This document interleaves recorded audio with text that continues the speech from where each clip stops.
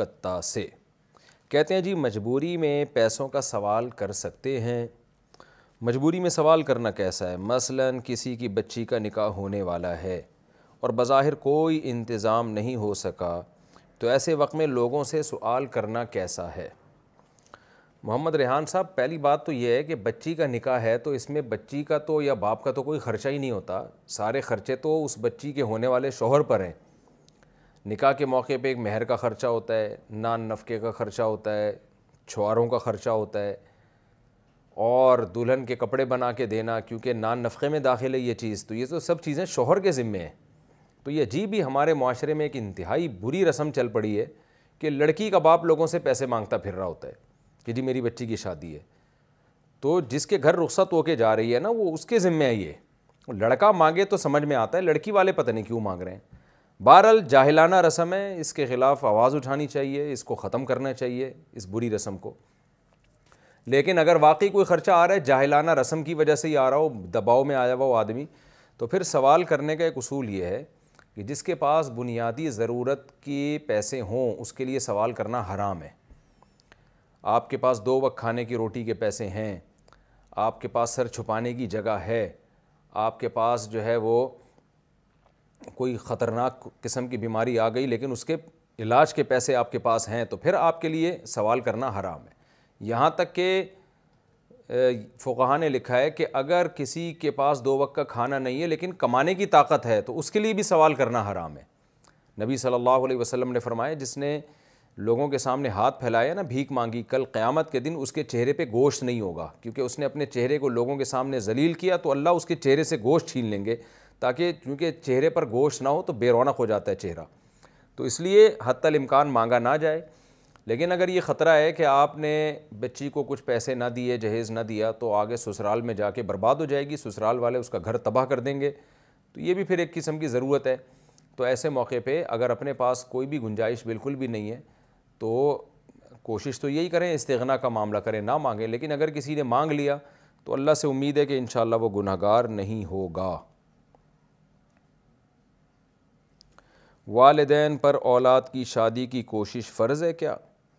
اولاد نکاح کی عمر کو پہنچ گئی ہو لیکن والدین اولاد کو روزگار نہ ہونے کی وجہ سے نکاح کے لیے کوئی مناسب کوشش نہ کرتے ہوں، تو اس صورت میں والدین اور اولاد کے لیے شرعی حکم کیا ہوگا؟ بلال احمد وانی کشمیر سے۔ دیکھیں قرآن میں اللہ کا ارشاد ہے وَأَنكِحُوا الْأَيَامَ مِنكُمْ وَالصَّالِحِينَ مِنْ عِبَادِكُمْ وَإِمَائِكُمْ، کہ تم میں جو بے نکاح ہیں ان کا نکاح کرا دیا کرو، یعنی یہ والدین ہی کو خطاب ہے کہ تمہاری اولادوں میں یا تمہارے غلاموں باندیوں میں جو بے نکاح ہیں ان کا نکاح کرا دیا کرو۔ تو ماں باپ کی اخلاقی ذمہ داری ہے، شرعی ذمہ داری ہے کہ جب اولاد بالغ ہو جائے تو وہ اس کا نکاح کرائیں۔ بیٹی ہے تو اس کا تو لازمی فوراً نکاح کرائیں، بیٹا ہے تو بھی اس کے نکاح کی کوشش کرنا یہ والدین کے ذمہ ضروری ہے۔ لیکن خوب یہ بات سمجھ لیں کہ والدین کے ذمے بیٹے کی نکاح کی کوشش تو ضروری ہے، لیکن نکاح پہ خرچہ باپ کے ذمے ضروری نہیں ہے، کیونکہ باپ کے ذمے صرف اتنی اولاد کی مالی ذمہ داری ہے کہ وہ پال پوس کے اس کو بلوغت کی دہلیز تک پہنچا دے۔ اب لڑکا جب بالغ ہو گیا نا تو اب اس کا اپنا کھانے پینے کا خرچہ باپ کے ذمے نہیں ہے، تو اس کی شادی اور بہو کا خرچہ باپ کے ذمے کہاں سے آ گیا؟ تو اس لیے قانون کے لحاظ سے لڑکے باپ سے یہ مطالبہ زبردستی نہیں کر سکتا کہ آپ میری شادی پہ خرچہ بھی کریں یا میری بیوی کا نان نفقہ اٹھائیں۔ باپ اسے کہہ سکتا ہے کہ تم الگ گھر اختیار کر لو، ٹھیک ہے، الگ کرائے پہ گھر لے لو اور انتظام کر لو اور بیوی کو پالو، ٹھیک ہے، کھلاؤ پلاؤ، کہیں رشتہ بھیجنا ہوگا تو میں تمہارے ساتھ ضرور جاؤں گا۔ تو مالی لحاظ سے باپ کے ذمے فرض نہیں ہے۔ باقی اخلاقی ذمہ داری باپ کی ہے کہ اگر اولاد باصلاحیت ہے اور باپ کو اللہ نے پیسہ دیا ہے، وہ بہو کو پال سکتا ہے اپنے خرچے پہ، تو باپ کو چاہیے دل بڑا رکھے، باپ والا پھر وہ باپ بن کے دکھائے۔ لیکن اس میں یہ ہے کہ بیٹا باصلاحیت ہو، ٹھیک ہے، ابھی بے روزگار ہے لیکن پڑھائی میں دلچسپی لیتا ہے، کاروبار میں دلچسپی لیتا ہے، آج نہیں تو کل پیسہ انشاءاللہ آ جائے گا۔ تو جیسے بیٹا جب بالغ ہو جاتا ہے نا تو باپ پھر بھی تو اس کی تعلیم پہ پیسہ خرچ کرتا ہے، اس کو کھلانے پلانے پہ پیسہ خرچ کرتا ہے، حالانکہ باپ کے ذمہ شرعاً ضروری نہیں ہے، لیکن ضروری نہ ہونے کے باوجود بھائی باپ بیٹے کا ایک رشتہ ہے نا، زندگی بھر کا ایک رشتہ ہے، اس میں قانون تھوڑی دیکھا جائے گا، اس میں تو دیکھا جائے گا ضرورت۔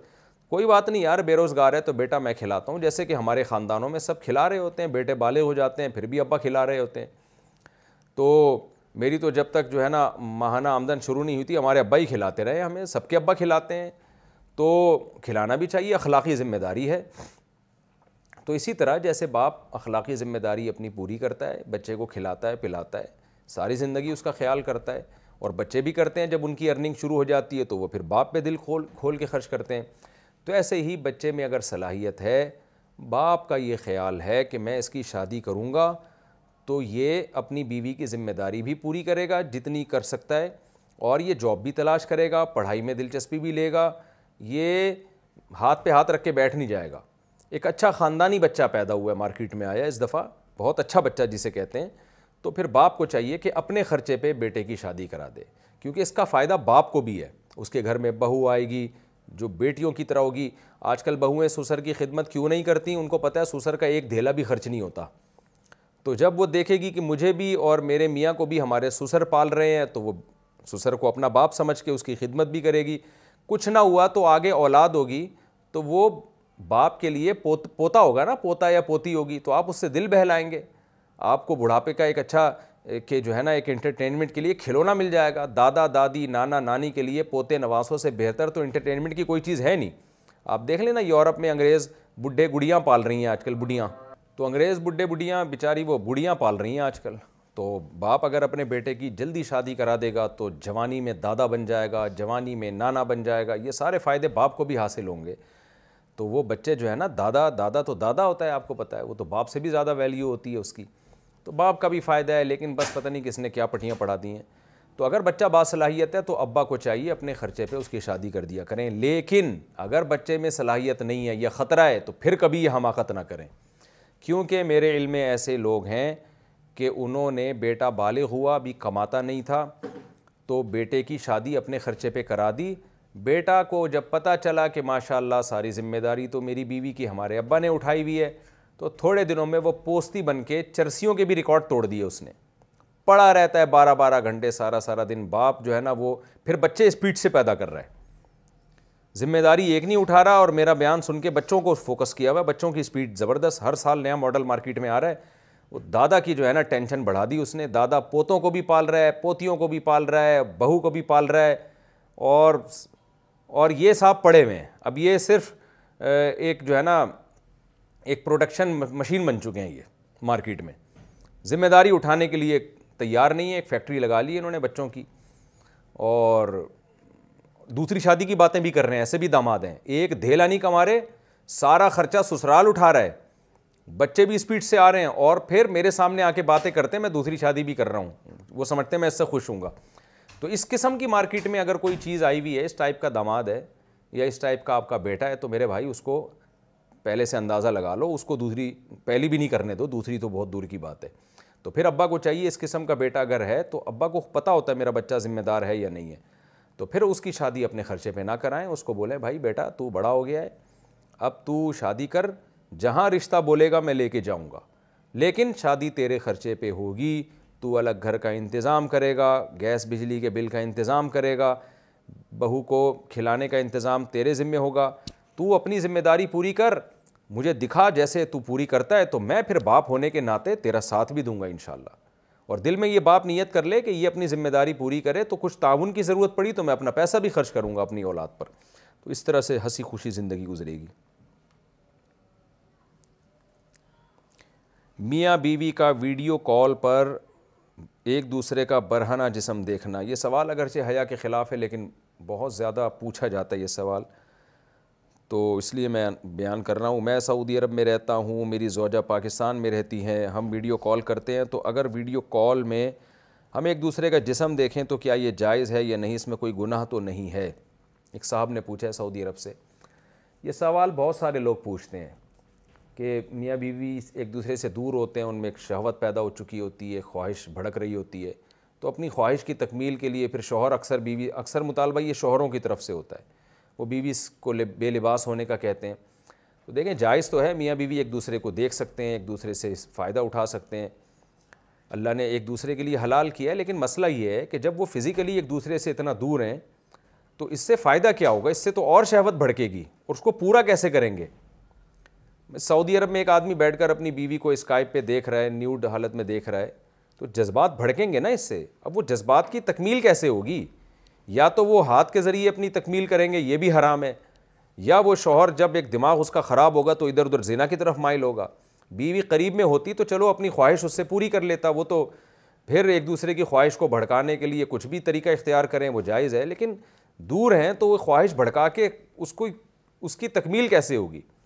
تو اس لیے یہ اس سوال کا جواب میں انہی لوگوں سے پوچھتا ہوں جو یہ عمل کرتے ہیں۔ تو ہاتھ کے ذریعے اپنی خواہش پوری کرنا بھی حرام ہے، اپنے ہاتھ کے ذریعے اپنی خواہش پوری یہ بھی حرام ہے، اور زنا کرنا بھی حرام ہے، تو یہ سب چیزیں تو حرام ہے۔ تو میاں بیوی تو ایک دوسرے کو دیکھ سکتے ہیں برہنہ حالت میں، اس میں کوئی گناہ نہیں ہے، لیکن یہ کہ یہ چیز جو آگے شہوت بھڑکے گی اس کی تکمیل کیسے ہوگی؟ تو وہ حرام طریقے سے اس کی تکمیل جائز نہیں ہے۔ تو اگر میاں بیوی یہ صبر کر لیں کہ بھئی شوہر کو تو چاہیے کہ جب بیوی سے دور رہتا ہے تو اپنی خواہشات کو ٹھنڈا کرنے کے طریقے استعمال کرے وہ، تاکہ میری خواہشات بھڑکیں نہیں اور میں حرام کی طرف نہ جاؤں۔ دوسرا مسئلہ یہ کہ انٹرنیٹ پر جب اس طرح سے آپ کرتے ہیں تو فی نفسی ہی ایک چیز جائز ہے، میں نے بتایا کہ ناجائز ہونے کی کوئی دلیل نہیں ہے، لیکن اس میں جو ہم نے ماہرین سے سنا ہے کہ انٹرنیٹ کی جو ویڈیوز ہیں وہ لیک بھی ہو سکتی ہیں، وہ ہیک بھی ہو سکتی ہیں، آپ کے اکاؤنٹ ہیک ہو سکتا ہے، تو اس میں ایسا نہ ہو کوئی ہیک کر کے پھر بلیک میل کرے اور آپ کی عزت کا جنازہ نکالے۔ تو انٹرنیٹ پر اس طرح کی حرکتیں بہرحال عزت بھی داؤ میں لگنے کا اس سے خطرہ ہوتا ہے، تو اس میں احتیاط بہرحال ضروری ہے۔ باڈی بلڈنگ مقابلوں میں حصہ لینا، ہمارے ہاں باڈی بلڈنگ کے مختلف قسم کے مقابلے ہوتے ہیں، اس میں پینٹ کو ناف سے تھوڑا نیچے سے پہننا ہوتا ہے اور وہ گھٹنے تک ہوتی ہے، تو کیا اس میں حصہ لے سکتا ہوں یا نہیں؟ محمد رفیع الدین انڈیا سے۔ دیکھیں، ناف سے لے کے گھٹنے تک کا جو حصہ ہے یہ سطر میں داخل ہے، اس کا چھپانا فرض ہے۔ علاج معالجے کی نیت سے تو ڈاکٹر کے سامنے ایک مجبوری میں کھولنے کی مجبوری کی حد تک گنجائش ہے، یہ مقابلے کوئی شرعی مجبوری تو نہیں ہے نا، لیکن ناف سطر میں داخل نہیں ہے، تو ناف کے نیچے سے جو ایریا ہے اور گھٹنے سمیت یہ علاقہ سطر میں داخل ہے، اس کو چھپانا بہرحال فرض ہے۔ تو اگر آپ اس طرح سے مقابلوں میں حصہ لیتے ہیں کہ ناف تو کھلی ہے لیکن آگے ناف سے نیچے کا جتنا ایریا گھٹنے تک، گھٹنے سمیت وہ اگر ڈھکا ہوا ہے تو پھر انشاءاللہ کوئی گناہ نہیں ہوگا۔ اللہ سے اچھا، سر کی ٹوپی موٹی پہنے یا پتلی؟ سر کی ٹوپی موٹی یا پتلی کیسی پہننی چاہیے؟ کپڑوں کو سنت کے مطابق کیسے بنانا چاہیے؟ حبیب اللہ دبئی سے۔ یہ مسئلہ میں کئی بار بتا چکا ہوں، جیسی چاہے ٹوپی پہنیں، جو آپ پہ اچھی لگے، جو کرنے لگیں آپ اسے پہن کے۔ بعض لوگ عجیب سی ٹوپیاں پہن رہے ہوتے ہیں کیونکہ ان کے بزرگ نے پہنی ہوتی ہیں، اب اس ٹوپی کا ہمارے سوسائٹی میں کلچر ہی نہیں ہے جی، ونس اپون اے ٹائم وہ حضرت جی نے پہن لی تھی تو اب یہ بھی پہن رہے ہیں، عجیب سے جوکر لگ رہے ہوتے ہیں اس میں۔ تو ایسی چیز پہنیں جو کہ لوگ آپ کی طرف مائل ہوں۔ باقی کون سا لباس پہنے تو شریعت نے کوئی لباس متعین نہیں کیا ہے، ہر قوم کا اپنا کلچر ہوتا ہے۔ نبی صلی اللہ علیہ وسلم نے عرب کے کلچر کے لحاظ سے لباس پہنا ہے، تو اس میں دو چیزوں کا خیال ضروری ہے، ایک لباس کسی غیر مسلم خاص قوم کا شعار نہ ہو، ایسا لباس نہ ہو لوگ پہن کے آپ کو سمجھیں یہ تو وہ فلاں قوم کا فلاں غیر مسلم آ رہا ہے، ایسا لباس نہ ہو۔ دوسرا یہ کہ اتنا چس نہ ہو کہ سطر نظر آتا ہو اس سے، یہ جھلکتا ہو، اور تیسرا یہ ہے کہ مرد کا لباس ٹخنوں سے اوپر ہو۔ یہ تین شرطیں ہیں، تو پھر جو چاہے پہنے آپ، بالکل سرخ بھڑکتا ہوا کلر بھی نہ ہو کیونکہ یہ عورتوں کا ہوتا ہے۔ اسی طرح ایسا لباس جس میں عورتوں کی مشابہت ہو وہ بھی نہ، مرد ساڑیاں پہن کے پتہ چلا گھومنا شروع کر دیں تو یہ تو حرام ہے، اس میں عورتوں کی مشابہت ہے۔ باقی جیسا چاہیں لباس پہنے، بس ایسا پہنے کہ دیکھنے میں اچھے لگے، جوکر نہ لگیں آپ۔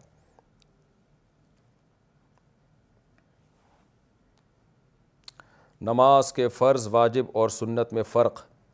نماز میں واجب، سنت اور فرض میں کیا فرق ہوتا ہے؟ محمد یعقوب ٹیکسلا سے۔ دیکھیں، نماز میں جو چیز فرض ہے، جو رکن ہے اس کو فرض کہا جاتا ہے، تو وہ چھوٹ جائے تو سجدہ سہو سے بھی نماز نہیں ہوتی۔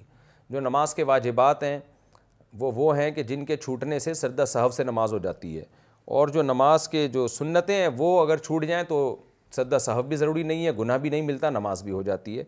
تو اب کون کون سی چیزیں فرض ہیں، کون کون سی سنت ہیں، کون کون سی واجب ہیں، تو آپ یہ تو اب ایک لمبا پورا چیپٹر ہے۔ آپ تسہیل بہشتی زیور جو جامعۃ الرشید نے چھاپی ہے بہشتی زیور کی کو آسان کر کے، حضرت مولانا اشرف علی تھانوی رحمۃ اللہ علیہ کی کتاب ہے، وہ گھر میں خرید کے رکھ لیں، تو اس میں نماز کے فرائض، واجبات اور سنتیں بہت ڈیٹیل سے ہیں۔ نماز میں بیٹھنے کے بجائے کھڑے ہو گئے تو کیا کریں؟ اگر 3 رکعت والی نماز میں دوسری رکعت کے سجدے کے بعد غلطی سے کھڑے ہو جائیں تو سیدھا کھڑا ہونے سے پہلے واپس اتحیات میں بیٹھ سکتے ہیں یا نہیں؟ خالد صاحب سویڈن سے۔ 3 رکعت والی نماز میں دوسری رکعت کے سجدے کے بعد، دیکھیں دوسری رکعت کے سجدے کے بعد آپ کو بیٹھنا تھا لیکن آپ غلطی سے کھڑے ہو گئے تو اب بیٹھے نہیں، اب بیٹھنا جائز نہیں ہے، کھڑے ہو گئے تو بس آپ آخری رکعت کا قاعدہ کر کے سجدہ سہو کریں، نماز ادا ہو جائے گی۔ لیکن یہ اس نماز کے بارے میں ہے جس میں 2 قاعدے ہوتے ہیں۔ اگر ایسی نماز ہے جس میں ایک ہی قاعدہ ہے، جیسے فجر کی نماز پڑھ رہے ہیں اس میں تو ایک ہی قاعدہ ہے، یا آخری قاعدہ 4 رکعت والی نماز ہے لیکن آخری قاعدہ ہے، یا 3 رکعت والی نماز ہے لیکن آخری قاعدہ ہے، تو آخری قاعدہ جس کے بعد سلام ہوتا ہے اس میں اگر آپ نہیں بیٹھے اور کھڑے ہو گئے تو جب یاد آئے گا سجدے سے پہلے آپ کو بیٹھنا ہی ہے اور سجدہ سہو کریں گے، نماز ادا ہو جائے گی۔ اگر آپ نہیں بیٹھے تو پھر پوری نماز دوبارہ سے پڑھنی پڑے گی آپ کو۔ اگر پہلے قاعدہ میں درود پڑھ لیا تو کیا حکم ہے؟ سنت مؤکدہ کے پہلے قاعدہ میں اگر کوئی درود اور دعا پڑھے تو کیا حکم ہوگا؟ نور خان کوئٹہ سے۔ تو میرے بھائی سجدہ سہو واجب ہو جائے گا۔ پھٹا ہوا نوٹ کم پیسوں میں تبدیل کرنا۔ میرے پاس 1000 کا نوٹ تھا جس کا نمبر پھٹا ہوا تھا اور کوئی نہیں چلا رہا تھا، بینک والے سے بدلی کیا اور بدلے میں اس نے 750 روپے دیا، تو کیا یہ سود ہے؟ جی ہاں، یہ جائز نہیں ہے۔ وتر کی نماز پڑھنے کا افضل وقت۔ وتر کی نماز فرض کے ساتھ ہی پڑھنی چاہیے یا رات کے آخری وقت میں تہجد کی نماز کے ساتھ پڑھنی چاہیے؟ کون سا طریقہ زیادہ افضل ہے؟ شہزان صاحب کشمیر سے۔ آخر وقت میں اگر یقین ہو اٹھنے کا تو سب سے آخر میں وتر پڑھنی چاہیے۔ حدیث میں آتا ہے اجعلوا آخر صلاتکم وترا، اپنی رات کی نمازوں میں سب سے آخری نماز وتر کو بناؤ۔ کوئی ظاہری طور پر غریب نظر آتا ہو تو کیا اسے زکوٰۃ دے سکتے ہیں؟ اگر کسی کو زکوٰۃ دیتے وقت اگر وہ ظاہری طور پر غریب لگتا ہو تو اسے زکوٰۃ دی جا سکتی ہے۔ اس کے پاس سونے یا مال کا کس طرح پتہ کریں؟ محمد نصیر الدین آسٹریا سے۔ دیکھیں غالب گمان یہ ہو کہ واقعی غریب ہے تو پھر اس کو زکوٰۃ دیں گے تو ادا ہو جائے گی، لیکن آج کل حلیہ دیکھ کے پتہ نہیں چلتا کہ غریب ہے یا مالدار ہے۔ بعض بڑے مالدار ایسے حلیے میں گھوم رہے ہوتے ہیں، آدمی کا دل چاہتا ہے کہ ان کو زکوٰۃ دے دے، حالانکہ وہ مالدار ہوتے ہیں۔ تو میرا خیال ہے اس زمانے میں اتنا پوچھ لینا چاہیے کہ بھائی آپ کے پاس سونا یا کوئی الگ سے پراپرٹی وغیرہ تو نہیں ہے، تو بینک میں 1-1.5 لاکھ روپے تو نہیں رکھے ہوئے۔ اس طرح لم سم چند چیزوں کا اندازہ لگا لیں، اس کے بعد پھر اس کو زکوٰۃ دے دیں اگر غالب گمان ہے کہ غریب ہے۔ لیکن اگر اس کے اتنا حالت خراب لگ رہی ہے کہ آپ کا غالب گمان یہ ہے کہ ایک تو پوچھوں گا تو بتائے گا نہیں، غصہ کرے گا، اور لگ رہا ہے واقعی، تو یہ آپ کی اپنی رائے پر ہے، مبتلا بھی کی رائے کا اعتبار ہے، آپ کا مائنڈ کیا کہہ رہا ہے۔ میں تو اپنے مائنڈ سے مسئلہ بتاؤں گا نا، آپ نے جو زکوٰۃ دینے والا ہے وہ اپنی کھوپڑی استعمال کرے گا، وہ اپنے تانے بانے اور ملا کے دیکھے گا، غور کرے گا کہ یہ واقعی غریب ہے یا نہیں ہے۔ پیریڈز کی وجہ سے قضا شدہ روزوں کا حکم۔ عورت کے ایام کی وجہ سے رمضان کے روزے قضا ہو گئے ہوں تو کیا وہ روزے بعد میں رکھنے ہوں گے یا نہیں؟ محمد گل فراز آزاد کشمیر سے۔ جی ہاں، وہ رکھنے ہوں گے، وہ معاف نہیں ہوتے، پورا سال پڑا ہے عورت کے پاس رکھنے کے لیے۔ شوہر کو بھائی کہنے سے نکاح پر فرق پڑے گا؟ میری امی نے میرے ابو کو بھائی کہا، اس سے نکاح پر کوئی فرق تو نہیں پڑے گا؟ بھائی امی اگر ابو کو 3 طلاقیں بھی دے دیتی تو بھی کوئی فرق نہیں پڑتا، طلاق کا اختیار اللہ نے شوہر کو دیا ہے، تو اس لیے اس سے کوئی فرق نہیں پڑا۔ لیکن یہ کہ امی کو چاہیے کہ کچھ اور کہہ دیا کریں، ابو کو بھائی نہ کہا کریں، کائنڈلی پلیز۔ بیٹے کی ساس سے نکاح کا حکم۔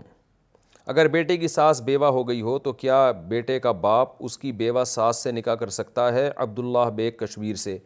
جی ہاں، کر سکتا ہے، کوئی حرج نہیں ہے۔ کیا بیٹے کی دعا کر سکتے ہیں؟ ایک شخص کے ہاں مسلسل 3 بیٹیاں پیدا ہوئیں، اب وہ اللہ تعالیٰ سے دعا کر رہا ہے کہ اس کے بعد میرا بیٹا پیدا ہو جائے، کیا یہ دعا کرنا صحیح ہے؟ نیز وہ چاہتا ہے اس کی آخری بیٹی کے لیے کوئی ایسا نام تجویز فرمائیں کہ اس کے بعد بیٹا پیدا ہو جائے۔ نام رکھنے سے بیٹا یا بیٹی کا کوئی تعلق نہیں ہے، جو مرضی نام رکھ دیں، باقی دعا مانگیں، میں بھی دعا کرتا ہوں، اللہ نے آپ کو 3 بیٹیاں دیں، یہ تو بہت بڑی رحمت ہے۔ حدیث میں آتا ہے جس کی 3 بیٹیاں ہوئیں اور اس نے ان کی اچھی تربیت کی، بر وقت ان کا اچھی جگہ نکاح کی، حدیث کا مفہوم ہے، تو آپ نے فرمایا اضمنت لہ بالجنہ، میں اس کے لیے جنت کی ضمانت لیتا ہوں۔ تو باقی بیٹا بھی ہے، بیٹے کی خواہش بھی جائز ہے، تو میں بھی دعا کرتا ہوں اللہ آپ کو نیک اور صالح بیٹا عطا فرمائے، صحت مند۔ تو باقی نام سے کچھ نہیں ہوگا۔ نامحرم کو غلطی سے کتنی بار دیکھ سکتے ہیں؟ لا حول ولا قوت الا باللہ۔ میرا ماننا تھا کہ نامحرم پر غلطی سے جتنی بھی بار نظر پڑ جائے تو گناہ نہیں ملے گا، کیا یہ میرا ماننا صحیح ہے یا نہیں؟ اسامہ صاحب انڈیا سے، آپ کا ماننا ہے؟ بھائی غلطی سے ایک ہی دفعہ نظر پڑتی ہے، بار بار غلطی سے نظر پڑنا میری تو سمجھ میں نہیں آ رہا۔ تو پتہ نہیں ہوتا، کسی لڑکی پہ نظر پڑ جاتی ہے تو آدمی نظر جھکا لے، بس ختم، اب دوبارہ کیوں اٹھا کے دیکھ رہا ہے؟ لیکن بہرحال اگر غلطی سے پڑ رہی ہے تو پھر تو جتنی بار بھی پڑ جائے معاف ہے، لیکن ایسا ہوتا نہیں ہے، عام طور پہ غلطی سے بار بار نظر پڑتی ہے نہیں۔ بچے کو گھٹی دینے کے احکام، گھٹی دینے کے کیا احکام ہیں؟ اگر بچے کی پیدائش کے وقت کوئی موجود نہ ہو تو ماں خود گھٹی دے سکتی ہے؟ محمد عمر گجرات سے۔ دیکھیں نبی صلی اللہ علیہ وسلم کی عادت تھی، حضرت عائشہ کی صحیح بخاری کی حدیث ہے، جب بچہ پیدا ہوتا تو نبی صلی اللہ علیہ وسلم اس کو اپنا کھجور اپنے لعاب مبارک میں سے ذرا مس کرتے اور وہ بچے کے منہ میں اپنا لعاب ڈال دیتے۔ تو اس عمل کو عربی میں تحنیک کہتے ہیں، اردو میں گھٹی کہتے ہیں۔ تو یہ کوئی فرض واجب عمل نہیں ہے۔ تو اس کا حاصل یہ ہے کہ جب بچہ پیدا ہو تو بہتر یہ ہے کہ کسی نیک بزرگ سے کھجور جو ہے وہ تھوڑا سا چٹوا کے، کیونکہ بچے کا جگر بہت کمزور ہوتا ہے، کھجور کھلا دیں گے تو بیڑا نہ غرق ہو جائے کہیں بچے کا، تو وہ تھوڑا سا جو میٹھا لعاب ہے وہ بچے کے لعاب میں چلا جائے، تو اس سے اللہ کی رحمت سے امید کی جا سکتی ہے کہ ایک برکت حاصل ہوگی۔ کھجور کی ایک ویسے ہی برکت ہے، اوپر سے کسی اللہ والے سے بزرگ سے یہ کام کروائیں گے تو امید ہے اور برکت ہوگی۔ تو اگر کوئی بھی نہیں ہے تو ماں خود ہی کر دے، ماں بھی تو نیک بزرگ ہوتی ہے نا، تو خود بھی کر سکتی ہے، نہ بھی کرے تو بھی کوئی حرج نہیں ہے، کوئی فرض واجب عمل نہیں ہے یہ۔ ٹخنے چھپے ہونے سے کیا نماز مکروہ ہوگی؟ اگر نماز میں تہبند ٹخنوں سے نیچے ہو تو کیا نماز مکروہ تحریمی ہوگی اور دوبارہ لوٹانا واجب ہوگا؟ شوکت صاحب سری نگر سے۔ نبی صلی اللہ علیہ وسلم کی صحیح حدیث ہے، ان اللہ لا يقبل صلاة رجل مسبل ازارہ، اللہ اس شخص کی نماز قبول نہیں کرتے جو ازار کو ٹخنوں سے نیچے ڈھانکتا ہے۔ تو اگر غلطی سے ایسا ہوا تو ایک ٹھیک ہے، اللہ سے امید ہے انشاءاللہ اللہ قبول کر لے گا، لیکن جان بوجھ کر کسی نے ایسا کیا، یہ حدیث بھی معلوم تھی، مسئلہ بھی معلوم تھا، تو فرض اور رکن تو ادا ہو جائے گا لیکن نماز کا ثواب برباد ہونے کا خطرہ ہے، تو اس لیے اس نماز کو دوبارہ لوٹایا جائے، کیونکہ مکروہ تحریمی ہے اس طرح نماز پڑھنا۔ کیا باپ بیٹے کو گھر سے نکال سکتا ہے؟ اکثر و بیشتر یہ دیکھا گیا ہے کہ گھریلو تنازعہ کی وجہ سے باپ اپنے بیٹے کو کہتا ہے کہ گھر سے نکل جاؤ۔ کیا باپ اپنے بیٹے کو بے دخل کرنے کا حق رکھتا ہے؟ محمد تسلیم اختر انڈیا سے۔ دیکھیں قطع رحمی رشتہ داری توڑنا جیسے اولاد کے لیے حرام ہے کہ باپ سے رشتہ توڑے، تو باپ کے لیے بھی حرام ہے کہ اولاد سے رشتہ توڑے۔ تو باپ کو بھی چاہیے اپنے بیٹے کے ساتھ اچھا سلوک کرے، یہ اس کو محبت دکھائے، ہر وقت ایسے رہنا کہ بالکل جیسے لگے کہ گھر میں تھانے کا ماحول ہے، یہ ٹھیک نہیں ہے۔ لیکن اب یہ آپ نے جو پوچھا ہے کہ باپ اپنے بیٹے کو گھر سے نکال سکتا ہے کہ نہیں، تو اس کا جواب ایک اصولی طور پر دینا ممکن نہیں ہے، یہ تو ہر ایک کی حالت دیکھنی پڑے گی کہ بیٹے نے کیا ہے۔ بعض دفعہ بیٹے نے کوئی ایسی زیادتی نہیں کی ہوتی کہ اس کو گھر سے ہی نکال دیا جائے، لیکن بعض دفعہ ایسی زیادتیاں بیٹے کر رہے ہوتے ہیں کہ باپ مجبور ہوتا ہے ان کو گھر سے نکالنے پر۔ تو بیٹے نے اگر کوئی ایسا جرم کیا ہے اور مسلسل کرتا چلا جا رہا ہے جس سے باپ کو غیر معمولی اذیت ہو رہی ہے، تو بالغ بیٹے کو باپ یہ کہہ سکتا ہے کہ آپ گھر سے نکل جاؤ، نابالغ کو تو نہیں کہہ سکتا لیکن بالغ کو کہہ سکتا ہے، لیکن نارملی ایسا ہوتا نہیں ہے، تو باپ کو ایسا کرنا بھی نہیں چاہیے۔ دم کرنے کی اجرت لینا ثابت ہے؟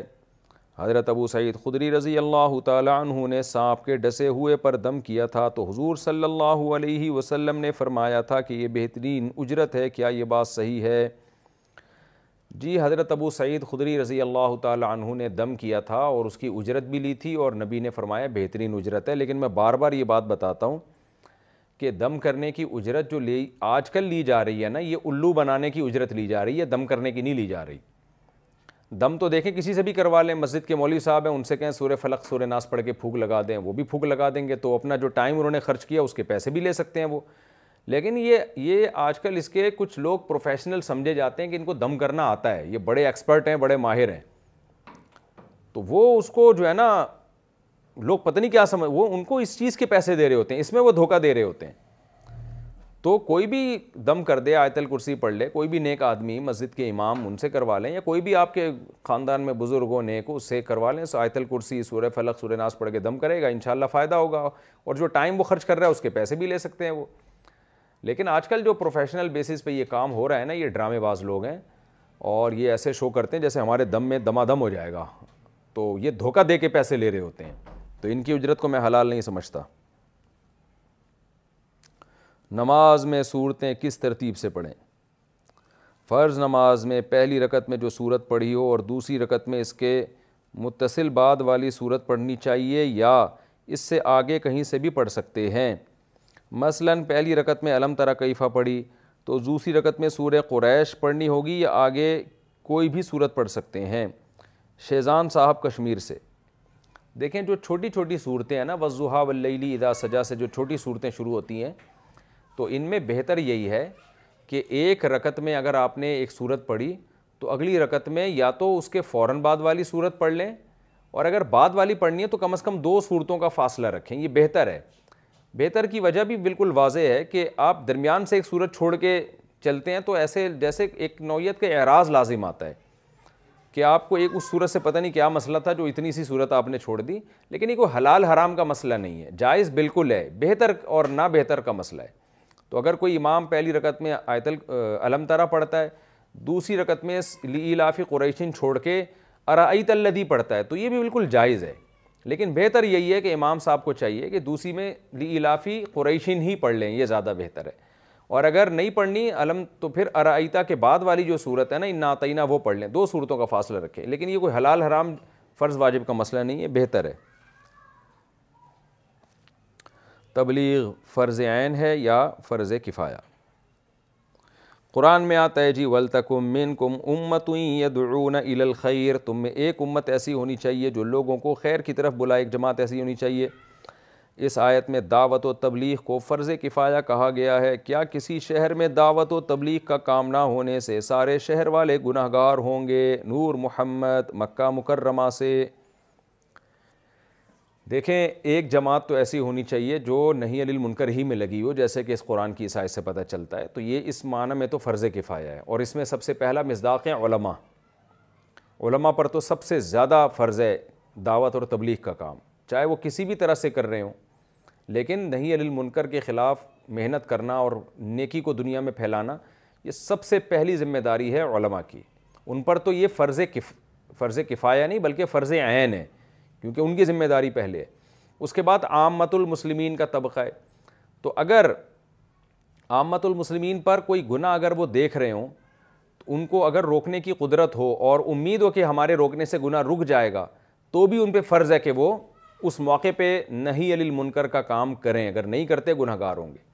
لیکن اگر ان کو امید نہیں ہے، اگر انہوں نے روکا تو امید نہیں ہے کہ پتہ نہیں اگلا رکے گا بھی کہ نہیں رکے گا، بلکہ بعض دفعہ فتنے کا الٹا اندیشہ ہو جاتا ہے، تو پھر ایسی صورت میں ان پہ فرض نہیں رہتا۔ باقی اجتماعی سطح پہ مسلمانوں کے لیے دین کو بچانے کی کوشش کرنا، جیسے تبلیغی جماعت کر رہی ہے یا اور بہت ساری تنظیمیں ہیں، تو وہ فرض کفایہ ہے۔ تو اور اگر ایک بڑی جماعت وہ کام کر رہی ہو اور دوسرے اس کے ساتھ تعاون وقتاً فوقتاً کرتے رہیں، تو باقی امت سے ساقط ہو جاتا ہے۔ اب آپ نے بتایا پورے شہر میں کوئی بھی دعوت کا کام کرنے والا نہیں ہے، تو اگر ایسا ہے کہ نہ تبلیغ کا کام ہو رہا ہے، نہ درس قرآن کی دعوت، تو کسی بھی طریقے سے تبلیغ کا کام نہیں ہو رہا، تو پھر خطرہ ہے کہ یہ شہر کے لوگ گناہگار ہوں گے، کیونکہ یہ نہی عن المنکر کی کوشش نہیں کر رہے۔ تو ایسی صورت میں بڑا خطرناک ہو سکتا ہے کہ حدیث میں وعیدیں ہیں کہ تم اگر نہی عن المنکر چھوڑ دو گے، اللہ تمہاری دعائیں قبول کرنا چھوڑ دے گا، اور جب گناہگار لوگ گناہ کی وجہ سے عذاب ہوں گے تو وہ نیک لوگ بھی اس یعنی عذاب میں ہلاک ہوں گے، تو نیک لوگ بھی اس عذاب میں ہلاک ہوں گے جو گناہ سے روکتے نہیں تھے۔ تو اس لیے اس کا بڑی فکر کرنی چاہیے، اور میں بار بار یہ بات کہتا ہوں کہ اس بحث میں نہ پڑیں کہ تبلیغ فرض عین ہے یا فرض کفایہ ہے، آپ تبلیغ میں جڑ جائیں بس، ٹھیک ہے نا۔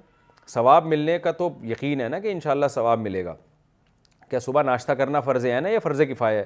لیکن کرتے ہیں، پتہ ہے یار مزہ آتا ہے، پیٹ بھرتا ہے، طاقت ملتی ہے۔ تو تبلیغ فرض عین ہو فرض کفایہ، اس بحث کو چھوڑیں، نکلیں تبلیغ میں تاکہ آپ کو گناہوں سے بچنے کی توفیق ملے، اللہ کی محبت پیدا ہو آپ کے اندر۔ تو ان چیزوں کا حصول تو فرض عین ہے نا، اگر اللہ کی محبت پیدا کرنا اور گناہوں سے بچنے کی توفیق کا ملنا۔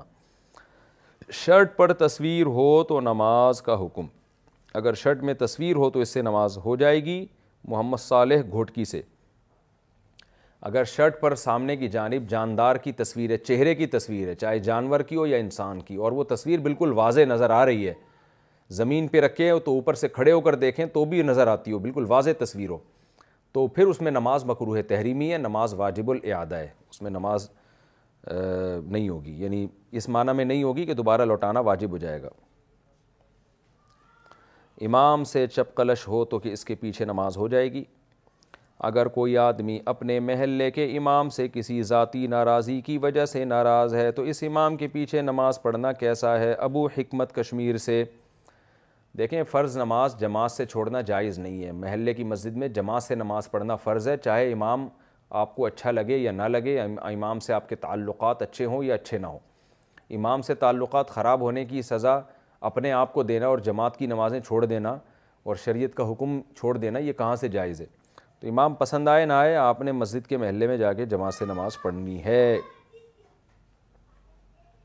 قضا نماز مسجد میں پڑھنا، قضا نماز کس وقت پڑھنی چاہیے؟ کیا قضا نمازیں مسجد میں ادا کرنا جائز ہیں؟ ثناء اللہ سے، جی بالکل جائز ہے، جب چاہیں پڑھ لیں، مکروہ وقت نہیں ہونا چاہیے، سورج نکلتے ہوئے، سورج جب بالکل سر پہ ہو، جب زوال کا وقت اور سورج جب غروب ہونے لگے، تو نکلتے ہوئے بھی تقریباً 10-15 منٹ کا وقفہ رکھیں، غروب ہوتے ہوئے بھی۔ تو اس کے علاوہ جب چاہیں پڑھیں، مسجد میں بھی پڑھ سکتے ہیں، گھر میں بھی۔ البتہ فجر کی نماز کے بعد یا عصر کی نماز کے بعد اگر قضا پڑھنی ہو تو پھر گھر میں پڑھیں، کیونکہ مسجد میں نماز کے بعد آپ پڑھیں گے، لوگوں میں تشویش ہوگی، یہ بندہ کر کیا رہا ہے، اس وقت تو نوافل جائز نہیں ہے، تو یہ کیا کر رہا ہے؟ تو لوگ پوچھیں گے، آپ ان کو بتاؤ گے میں قضا پڑھ رہا ہوں، تو گناہ کا اظہار ہوگا۔ اس لیے قضا نماز اگر پڑھنی ہو نا فجر یا عصر کے بعد تو پھر گھر میں تو پڑھیں، مسجد میں پھر نہ پڑھیں، باقی وقت میں مسجد میں بھی پڑھ سکتے ہیں۔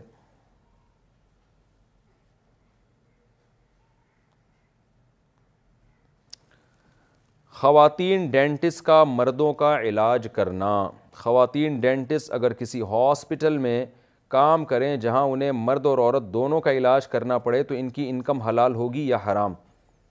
انکم تو دیکھیں حلال ہوگی کیونکہ وہ دانتوں کے علاج کی ہے نا، باقی اس میں ایک عورت کے لیے کسی میل کا علاج کرنا دانتوں کا بالکل ناجائز ہے، حرام ہے، اس کی کوئی گنجائش نہیں ہے۔ اس کی وجہ واضح ہے کہ پورے دانت کے منہ میں گھس کے علاج ہو رہا ہوتا ہے، یہ بڑی ہی بے غیرتی ہوتی ہے ڈینٹسٹ ہاسپٹلز میں جو ہم نے دیکھی ہے۔ مریض تو بعض دفعہ مجبور ہو جاتا ہے، وہ تو ہاسپٹل میں گیا، اب اس کو تو جہاں مرضی وہ بھیج دے، وہ تو نہیں کہہ سکتا کہ فیمیل لی میرے لیے میل کا انتظام کرو، لیکن فیمیل ڈاکٹر مجبور نہیں ہوتی، اس کے تو دانت میں درد ہو رہا ہے نا، وہ تو مجبور ہے، دانت سے مرا جا رہا ہے۔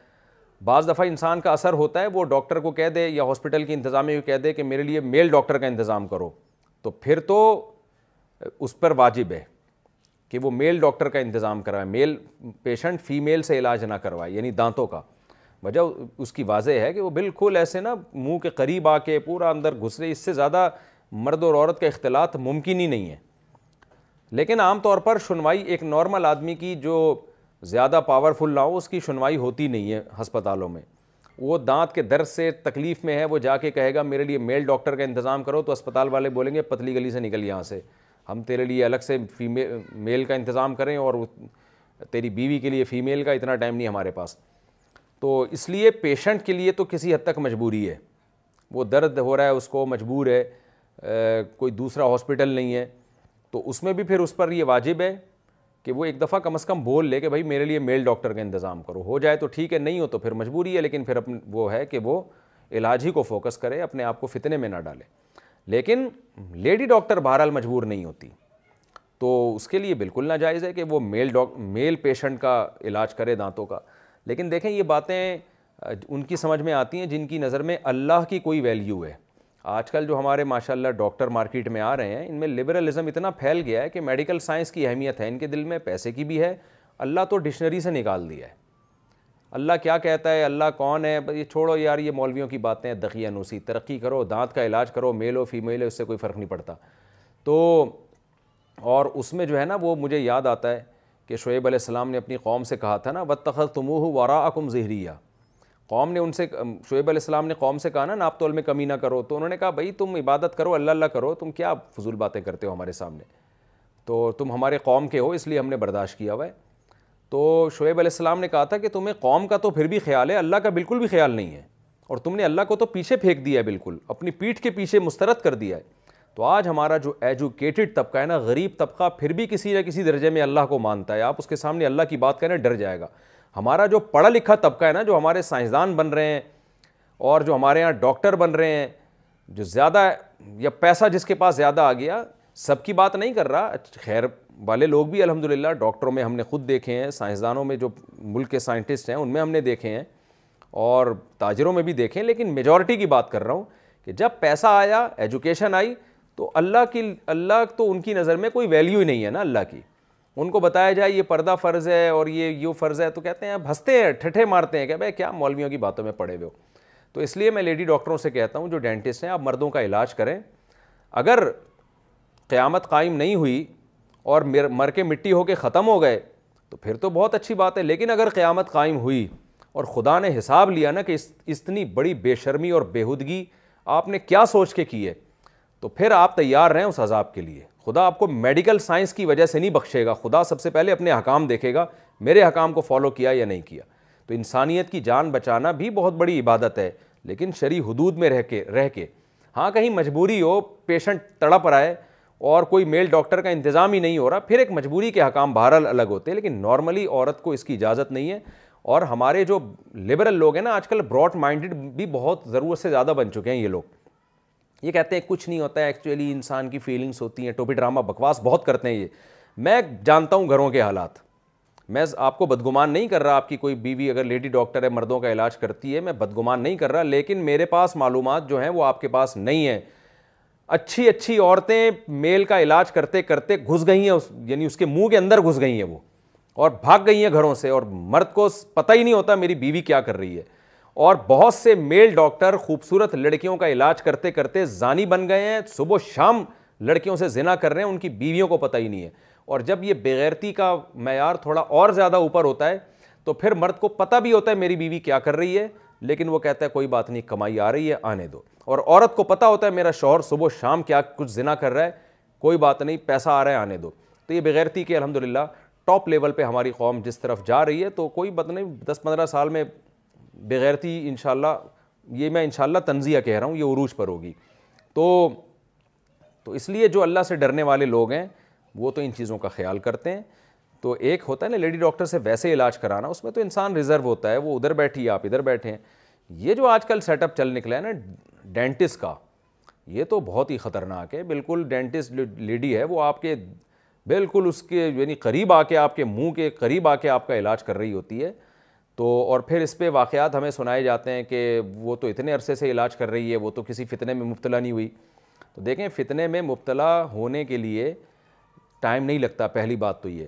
دوسرا، ہر وہ چیز جو فتنے کا ذریعہ ہے، اس ذریعے سے لوگوں کو روکا جاتا ہے۔ آئے دن پولیس پکڑتی ہے نا گاڑیوں سے چرس، حالانکہ اس بات کا امکان ہے وہ چرس بیچنے والا کہے گا میں تو لے جا کے بانٹ رہا ہوں، لوگوں کی مرضی پئیں نہ پئیں، سارے تھوڑی چرس پیتے ہیں، حالانکہ چرس تو پھر کھلے عام بٹتی ہے، پھر بھی پیتے سب تھوڑی ہیں، تو اس کو کیا کہا جائے گا؟ پیتے نہیں ہیں، لیکن جو پی رہے ہیں وہ بھی تو اسی وجہ سے پی رہے ہیں نا کہ کھلے عام بٹ رہی ہے۔